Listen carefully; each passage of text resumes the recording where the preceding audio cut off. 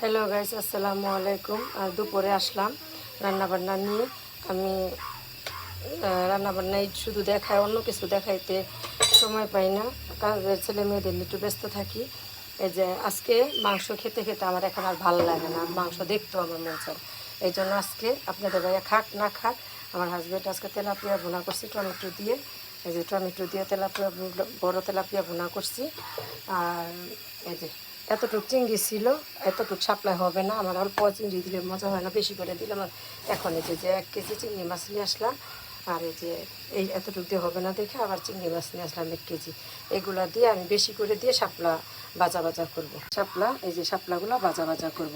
আর ডাউল রান্না করছি, এগুলোই আজকে খাক না খাক, এগুলোই আজকে রান্না করে রাখছি।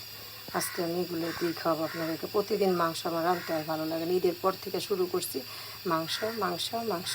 এই জন্য আজকে এগুলো করছি। এই যে চিংড়ি মাছ দিয়ে বেশি করে, এগুলো হবে না, বেশি করে দিয়ে বাঁচবো। আর এই যে মাছটা তো দেখাইলাম, আর ডালটা রয়েছে দেখাইনি। ডাল প্রতিদিনের আইটেমে আসছি। আল্লাহ হাফেজ।